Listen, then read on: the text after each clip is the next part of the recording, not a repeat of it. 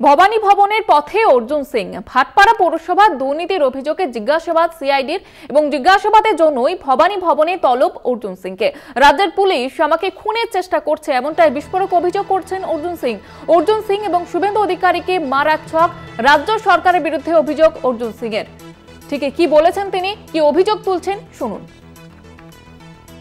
শুভেন্দু অধিকারী অর্জুন সিং মতন লোকদেরকে এরা কোনোভাবে আটকাতে পারছে না, তখন একটা মেরে দেওয়ার চক্রান্ত চলছে।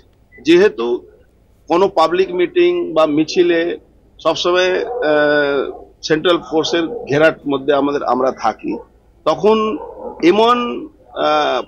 এমন কেমিক্যাল স্মাগল করে আনা হচ্ছে রাশিয়া থেকে এইদের মাধ্যমে, যাতে আমাদেরকে কোনো ভাবে ইনভেস্টিগেশন নামে ডেকে, আর আপনারা জানেন এরকম কেমিক্যাল আছে কি আপনার পাশে যদি স্প্রে করে দেওয়া যায় সে লোকটা মারা যায় সঙ্গে সঙ্গে না, 2 মাস 3 মাস মধ্যে মাল্টি অর্গান ফেলিওর হয়।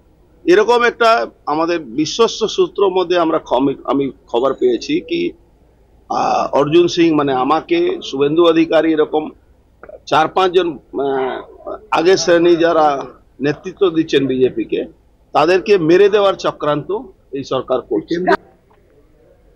আপনারা শুনলেন অর্জুন সিং, তিনি বিস্ফোরক অভিযোগ তুলছেন। এ বিষয়ে আমরা বিস্তারিতভাবে কথা বলবো। আমাদের সঙ্গে টেলিফোন লাইনে রয়েছেন প্রতিনিধি শুভজিৎ সিং। শুভজিৎ, কেন তিনি এই বিস্ফোরক অভিযোগ করলেন, কি কারণে এবং কি আশঙ্কা করছেন তিনি? দেখো, তোমাকে প্রথমেই বলে রাখি, রাজ্য গোয়েন্দা দপ্তর সিআইডির তরফ থেকে ভবানী ভবনে আজকে অর্জুন সিংকে তলব করা হয়েছে। 2020 সালে একটি মামলা হয় ভাটপাড়া পৌরসভার তরফ থেকে, যে ভাটপাড়া পৌরসভার 4 কোটি টাকা দুর্নীতি হয়েছে। দুর্নীতি মামলায় কিন্তু অর্জুন সিংকে আজকে ভবানী ভবনে তলব করা হয়েছে। ভবানী ভবনে যাওয়ার আগে তিনি হাইকোর্টের দ্বারস্থ হয়েছিলেন, তিনি রক্ষা কবচ চেয়েছিলেন, কিন্তু হাইকোর্টের তরফ থেকে বলা হয়েছে যে 4 ঘন্টার বেশি অর্জুন সিংকে জিজ্ঞাসাবাদ করা যাবে না।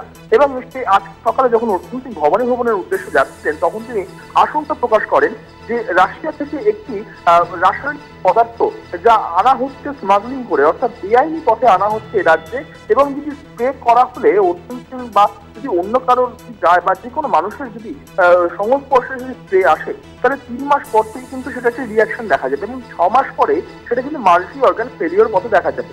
অর্জুন সিং এর দাবি রাজ্য সরকার এবং রাজ্য পুলিশের তরফ থেকে অর্জুন সিং, শুভেন্দু অধিকারী সহ আরো 4 বিজেপি নেতাকে খুন করার চক্রান্ত করা হচ্ছে।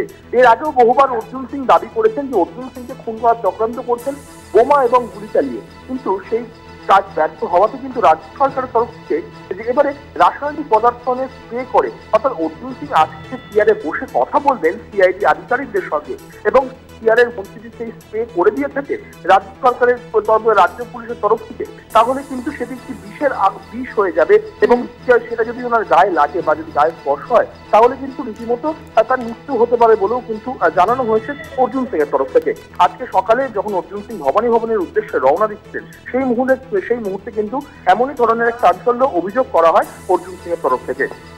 ধন্যবাদ জানাবো তোমাকে শুভজিৎ। আমাদের সঙ্গে টেলিফোন লাইনে ছিলেন প্রতিনিধি শুভজিৎ সিং।